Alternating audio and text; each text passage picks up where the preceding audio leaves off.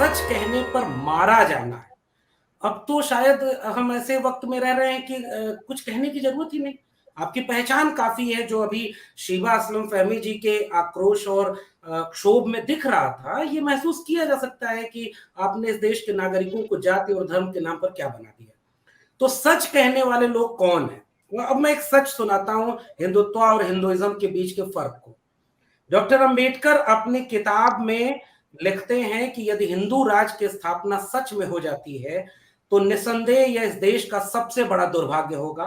चाहे हिंदू कुछ भी कहें, हिंदू धर्म स्वतंत्रता, समानता और मैत्री के लिए खतरा है। यह लोकतंत्र के लिए असंगत है, लोकतंत्र विरोधी है।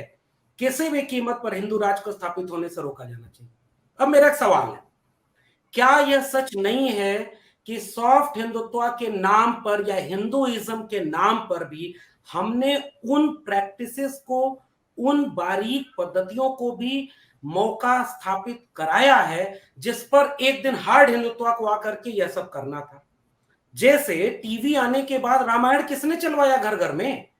मेरा काम है भक्ति आंदोलन पर, अखंड रामायण के पाठ से लेकर के रामायण आप घर घर दिखाएंगे तो आपका बच्चा एक दिन राम मंदिर आंदोलन में क्यों नहीं जाएगा? अब मेरी दूसरी बात है कि यह जो कुछ भी हो रहा है इस पर सच बहुत कुछ है। आप कौन से हिंदुत्व की बात करते हैं? आपके सो कॉल्ड हिंदू स्ट्रक्चर के भीतर जैसे आपने विष्णु का अवतार बना दिया बुद्ध को, वो बुद्ध कहां है? कबीर कहां है? रैदास कहां है? और फूले पेरियार अंबेडकर कहां है? उस ग्राउंड पर खड़ा होकर के मैं कहता हूं ये हिंदुत्व और हिंदुइज्म के बीच जो ये फर्क की बात है ना, इसने भी मौका दिया है आज आपको वहां खड़ा करने का जिस पर सलमान खुर्शीद जी नाहक तुलना करके एक विवाद मोल कर लिए।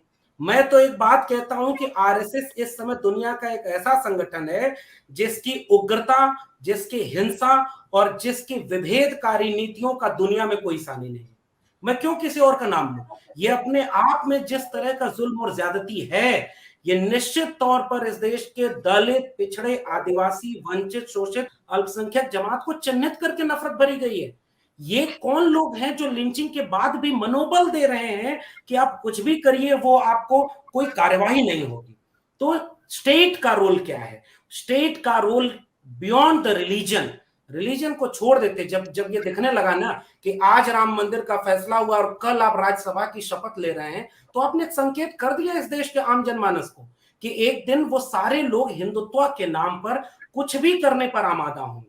तो ये एक आक्रोश है। अब ये कोई कहता रहे कि उसकी तुलना इन्होंने इससे कर दी, उससे कर दी, मैं ये कह रहा हूं कि जो इस देश में हो रहा है आप इसे किस नाम पर जस्टिफाई करेंगे? आप इसे किस नाम पर रोक पाएंगे?